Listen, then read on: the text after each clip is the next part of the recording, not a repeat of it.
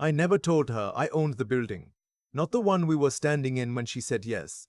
Not the three others I'd been quietly collecting for the past 20 years. I let her believe I was just a maintenance supervisor, the guy who fixed the boiler, knew every tenant by name, and drove a truck that had seen better days. And I want to be honest with you. Right now, before I tell you everything else, that decision, that one small omission, is the only reason I still have anything left today. My name isn't important, but my story might be. I'm 64 years old. I live in Memphis, Tennessee, and I've been here my whole life except for 2 years in the Army right after high school. I married my first wife, Patricia, when I was 26. We had 31 years together. She gave me 2 kids. My daughter Renee, who lives about 20 minutes from me, and my son, who moved out to Phoenix 8 years ago. Patricia passed from ovarian cancer in 2019. It was the hardest thing I have ever been through, and I don't say that lightly. I held her hand on a Tuesday morning in October, and then I drove home and sat in the driveway for 2 hours because I couldn't figure out how to walk into a house that no longer had her in it. For a long time after that, I didn't think about dating. I didn't think about much beyond getting through the week. I had my properties to manage, I had my daughter's kids to help with on weekends, and I had a Wednesday morning Bible study group that kept me from disappearing into myself entirely. That was enough for a while. That was enough for almost 3 years. Then I met Gloria. It was at a church fundraiser dinner, the kind where they push the tables together and you end up sitting next to people you've never spoken to before. She was sitting across from me. Pretty woman, mid-50s, silver hair she wore, natural laugh that came easy. We talked all through dinner. She told me she'd moved to Memphis from Cincinnati 2 years earlier to be closer to her sister after her own divorce. She worked part-time at a dental office. She said she loved gospel music and hated cooking but was trying to learn. I told her I'd been cooking for myself for 3 years and I still burned things I had no business burning. She laughed at that. It felt good to make someone laugh. We exchanged numbers before the night was over. The thing about Gloria was that she felt uncomplicated. I know that might sound like a strange thing to say about a person, but after years of grief and heaviness, she just felt like a window opening in a room that had been shut for too long. She was warm. She was funny. She asked about Patricia without making it awkward, and she listened when I talked about her. She had a son, Damon, who was 23 and still lived with her. She mentioned him often, always with a softness in her voice that I respected. I figured a woman who loved her child that much had good things at her center. We dated for 7 months. I want to be clear about that, because some of you might wonder why I moved so quickly, and 7 months felt like enough time to me. I've been alive long enough to know my own heart, and I'm not a man who plays games or strings people along. When I decided I wanted to marry her, I told her. She cried. The good kind, she said. I believed her. My daughter Renee didn't say much when I told her.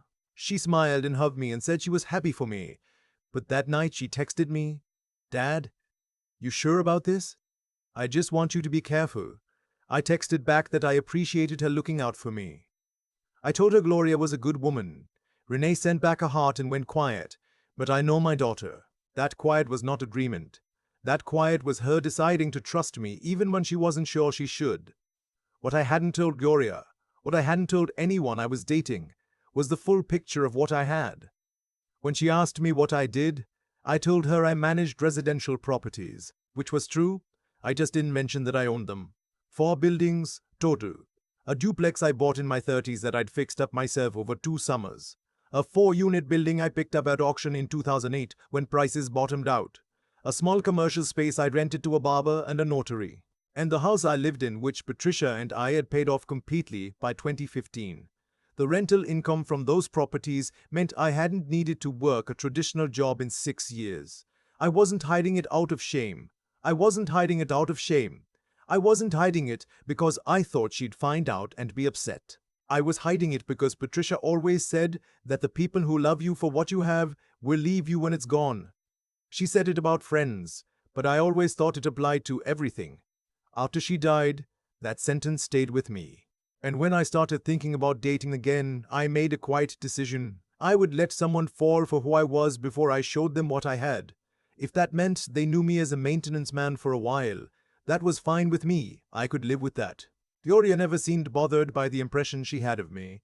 She didn't ask probing questions about income or property values.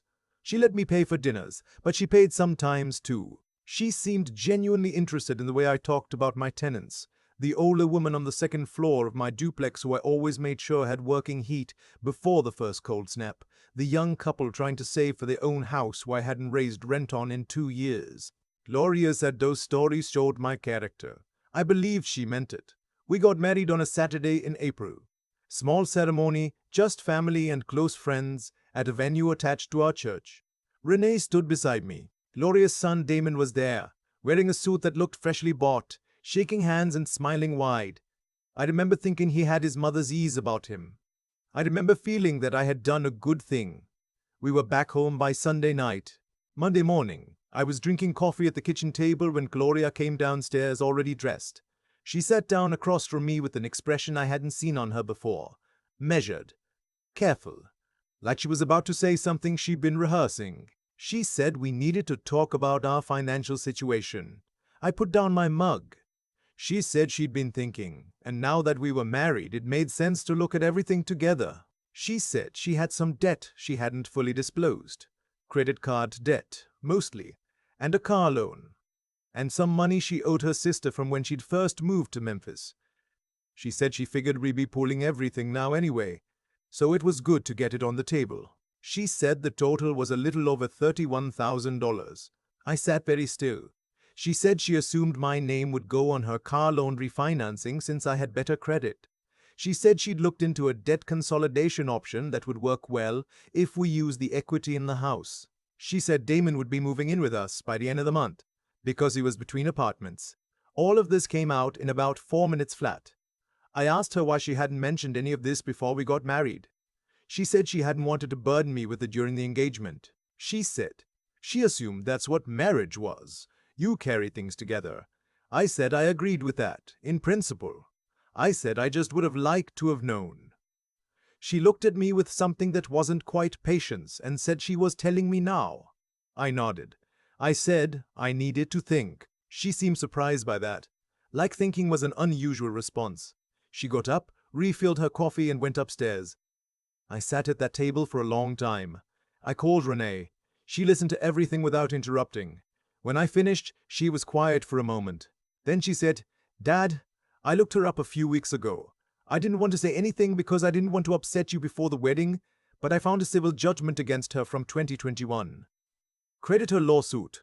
It was public record." She paused. "I'm sorry I didn't say something sooner. I told her she hadn't done anything wrong. I told her I should have looked harder myself. That afternoon Damon came by to drop off some boxes. He let himself in with the key Gloria had apparently given him. I hadn't known about the key. He stacked his boxes in the front hallway, looked around the house the way someone looks at a place they're planning to rearrange, and said, 'Nice setup?' Then he asked me where he'd be sleeping. The way he said it wasn't quite rude, but it wasn't right either. There was an assumption in it that sat wrong with me. He was speaking to me like a man who already knew the outcome of something I hadn't agreed to yet. I told him we'd need to discuss the living arrangements with his mother.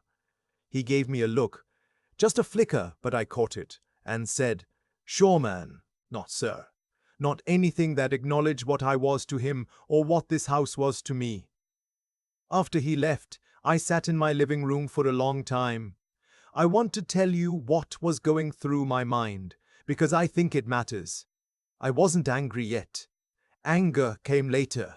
In that moment, I was mostly trying to understand how I'd missed something this large. I'm not a naive man. I've been around. I've seen people take advantage of kindness my entire life. And still I had walked into this with my eyes only halfway open, because I had wanted something to be true badly enough that I'd let my wanting do too much of the work. Patricia would have known. She had a way of seeing through people that I never fully inherited. She would have seen something in the first month, and she would have named it plainly. But Patricia wasn't here, and I had no one but myself to account to. I also thought about the house, because here is what Gloria didn't know. The house was not in my name alone. After Patricia died, I'd restructured everything through an LLC and a living trust that my attorney and I had set up specifically to protect the properties in the event of anything. A lawsuit, a creditor, or yes, a divorce. My name on the mailbox meant very little legally. The assets were held in a structure that predated Gloria by years. She had married me. She had not married the portfolio. I hadn't lied to her about any of this. I had simply never introduced the subject. Over the next 3 days, things got worse before they got worse again. Gloria presented me with a printed sheet. She had actually printed it out, like a proposal, outlining what she called a shared financial plan. It included refinancing the house to consolidate her debt, adding Damon to the household as a permanent resident, and transitioning me out of active property management so she could take over some of the administrative duties and, as she put it, finally use her organizational skills.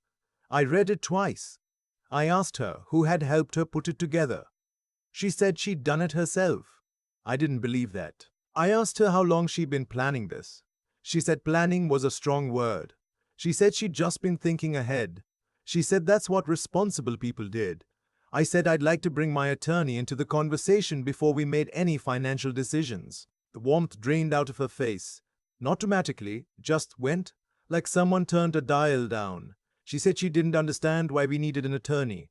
We were married. This was just family business. I said that maybe so, but I'd always involved my attorney in financial matters, and I didn't intend to stop now. She left the room. Damon, who had apparently been in the kitchen the whole time, walked through the living room a minute later without saying anything to me. He didn't look at me. He went upstairs. I heard him talking on the phone, his voice low. That night I slept in the guest room. I called my attorney the next morning. He wasn't surprised. He told me that the trust structure was solid and that anything I'd acquired before the marriage and anything held in the LLC was not considered marital property under Tennessee law. He told me my exposure was actually quite limited. He told me I should document everything and be careful about what I said in writing. Then he said something I've thought about many times since: "You built this to last," and it did.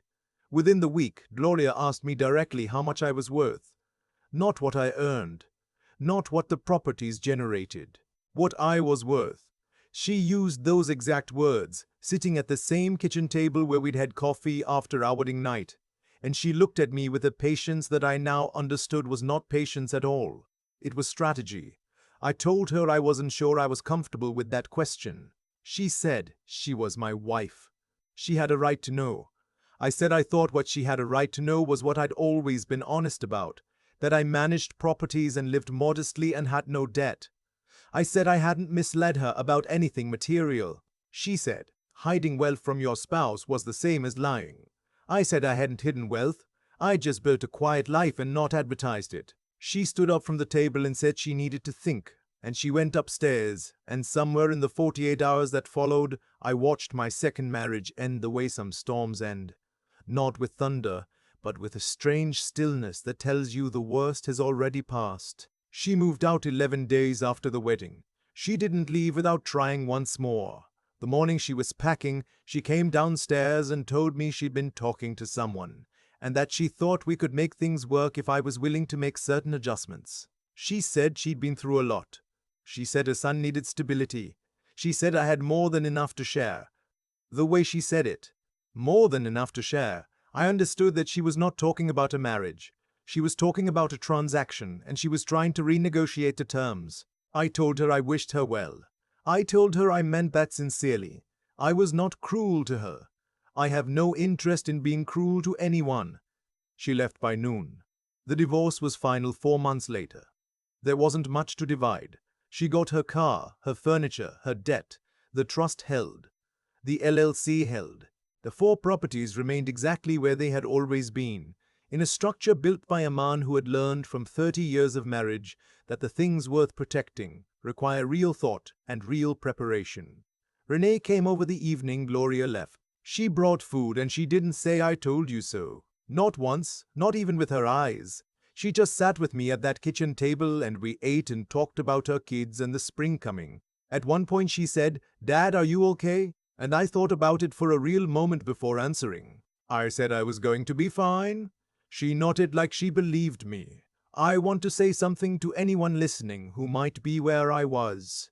not about protecting your assets, though that matters and I'll get to it. I want to say something about loneliness first, because I think that's what made me vulnerable in a way that no legal structure could have fixed on its own. Grief does something to your judgment, not because it makes you stupid. I don't believe it does, but because it creates a hunger for ordinary things that you used to take for granted. Dinner conversation, someone knowing your coffee order, waking up and not being the only person in the house. That hunger is real. And there are people who know how to find it in you and use it. Trust your people. When my daughter sent me that quiet text the night I got engaged, I should have called her the next morning and asked her to tell me everything she was thinking. She knew something. She always knew something. I let my wanting talk me out of listening to her, and that's the part I carry. About the practical side, I'm not saying hide things from a future partner. I'm saying know the difference between privacy and deception. I had structured my assets carefully because Patricia and I had done that together years before she died. It wasn't a trap. It was a plan. When Gloria assumed she was marrying a simple working man, that was her assumption based on questions she had chosen not to ask. I had never told her I was simple.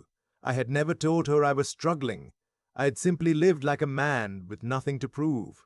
That's still how I live. There are 4 properties in Memphis that generate enough each month for me to be comfortable, to help my daughter when she needs it, to drop money in the collection plate on Sunday without thinking too hard about it.